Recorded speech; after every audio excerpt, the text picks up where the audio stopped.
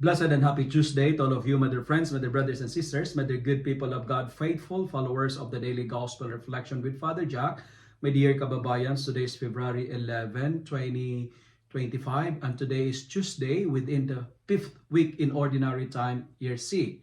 Our Gospel for today is from the beautiful and the wonderful account of the Gospel of Mark, chapter 7, verses 1 to 13. I was deeply moved by the line of today's Gospel. It says, and I quote, "These people honor me with their lips, but their hearts are far from me." End of the quote. Three important points that I would like to share with you today, my dear friends. First, you know what? It is very easy to honor God with our words, but God is not after of the sweet words of our mouth, but He is looking for the purity of our hearts. Because words are nothing if what we profess does not match with our actions or performance.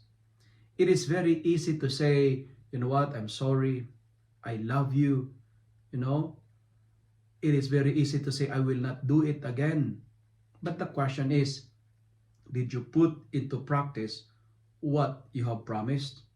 How sincere are your words? How true are you to your promises?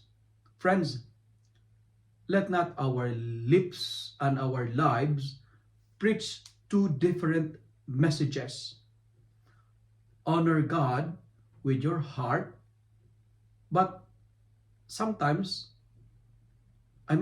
we honor God with our lips, but sometimes our hearts are far from Him. Today, we are challenged when we say, we love God, we honor God, we need to do it. We need to show it. We need to prove it. As I keep on telling you, my dear friends, well done is better than well said. Because not all who say, Lord, Lord, will enter the kingdom of God. And second point that I would like to share is this. Jesus is not pleased or happy with people whose hands are clean, but the hearts are not pure. The hearts are dirty.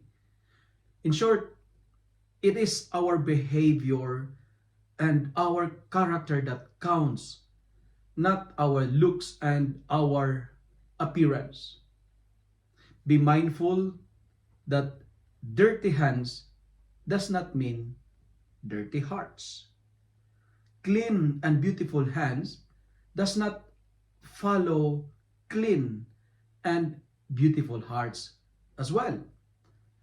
Let us prove our devotion with the authenticity and with the purity of our love. Belief in God is superficial and shallow if human tradition transcends God's law. Therefore, let us keep the commandments of God. Obey the Lord and you will be blessed. And final point that I would like to share is this. Today, we are reminded to eat whatever you wish to eat, but never be hard on people. Washing of hands is good, but cleansing of our hearts is better. My dear friends, sanitize your hands, but do not forget to purify your hearts as well. And don't worry if your hands are dirty as long as your heart is pure. Let us avoid living a dichotomous way of life. Avoid living a double kind of life. It is hypocritical if you are a faithful church goer but having an illicit affair with someone at the same time.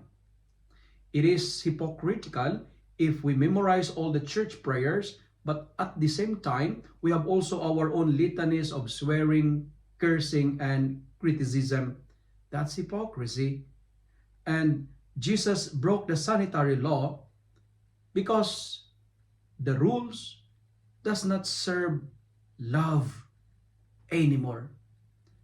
Jesus broke the law not because he is arrogant, but he wanted to heal and help people because our God is a compassionate God.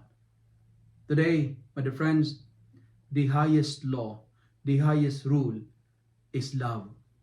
The law of love is the supreme law, and God's commandment is far more important than human traditions and practices. My dear friends, please stop confusing what you do with who you are. If you love and like this reflection, kindly share it with your friends, share it with your family, make the Word of God viral so that many will be blessed. Amen.